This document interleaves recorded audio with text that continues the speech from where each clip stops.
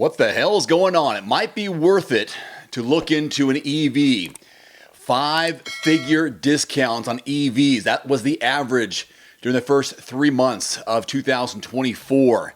Discounted nearly $6,000. So here, what we're looking at. Nissan offering almost $16,000, nearly a third off its Aria electric crossover. And that's before any state or utility rebates for buyers depending on their location. Mercedes giving their EQS $19,400 from the average price of $104,000, which is a 19% discount off that EQS SUV.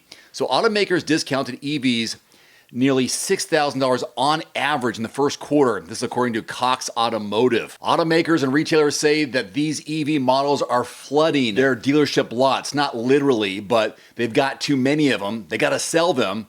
So much so, $6,000 on average. And get this, no April Fools, but as of April 1st, EVs were sitting on lots for an average of 120 days. That has fallen from the peak of 169 days in mid-February, helped by discounts. It's still a lot higher than the average of 73 days for gas-powered vehicles, 120 days. Would you be willing to explore an EV for your next vehicle, maybe a secondary vehicle? But consumers might want to wait to buy. This according to the Director of Industry Insights over at Cox Automotive. It's a huge investment and affordability is still an issue. And that's because overall EV prices are still higher on average than their gasoline-powered counterparts, so to speak.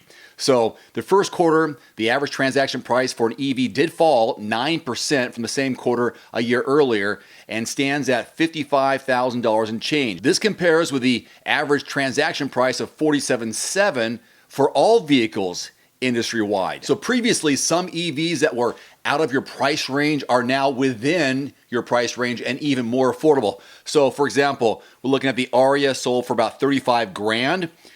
This according to Cox Automotive data. Nissan Leaf, less than $28,000. And the Hyundai Ioniq 6, $36,500. Tesla and Ford also cutting their EV prices. The Model 3 costs $40,500. Model Y, $43,200, and the Mustang Mach-E, $44,900 on average with incentives. Some people have commented how we're being forced upon by EVs, by political leaders, saying we want to make that the option moving forward, or at least try to get rid of gasoline altogether. That's not going to happen, but EVs are still part of a growing share of the U.S. light vehicle market, accounting for just over 7% of new vehicle sales in the first quarter. Sales volume rose 2.5% from a year earlier, and EV volume soared 46% year over year in the first quarter of 2023 and 81% in the first quarter of 2022. Here's something interesting. EV supply started last year at 59 days, which is a typical term for a lot of vehicles regardless of fuel type. Inventory, however, has swollen since, crossing 100 days last May, peaking at 169 days in February, whereas gasoline vehicles also reached a high in February, but its 82 days was less than half the average EV supply. By the way, days supply means if the vehicles on hand were to sell at their current pace, they would be depleted by the end of that cycle. So 59 days, for example, that's how many days, if they kept selling at that rate, they would be all gone after 59 days. Incentives and price cuts have helped sell EVs over the last few months. Ford supply fell to 140 days in March from 314 days in February after it cut the Mustang Mach-E's price by up to $8,000 in February. Nissan's EV supply dropped to 94 days from 159 days in February. Some dealers say they're frustrated because there's a lot of pressure to sell EVs. Quote, incentives are a sign of weakness.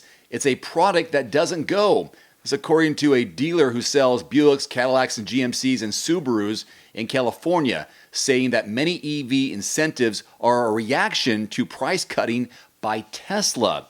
Quote, whether it's a retailer, whether it's a manufacturer, all of us in this EV space are going to do a whole bunch of stuff we don't want to do, mainly as a reaction to Tesla. Tesla shaved their prices and offered discounts across the lineup last year as competition starts heating up in the market. which it has dominated for quite some time. And because they're such a dominant player, whatever they do moves the market in that direction. Either way, people are saving money because dealers are having to cut the prices because they're being pressured to. Either way, too many vehicles on the lots, flooding dealership lots, giving huge discounts, upwards of $6,000 on average for an EV. Is that enough? Would you be interested? A lot of you are going to say, hell no. I understand, but I'd love to hear your other thoughts in the comments section as well.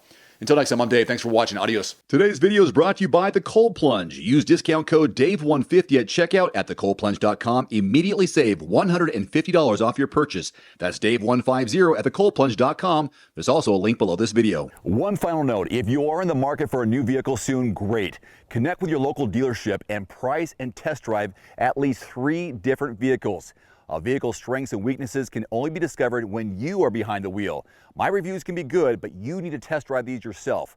Visit quotes.everymandriver.com, select the make, model, and your zip code, and you'll get invoice pricing in your area on those vehicles. Shop smarter with price quotes at quotes.everymandriver.com. Thanks for watching. Please click subscribe and give us a thumbs up. See you next time.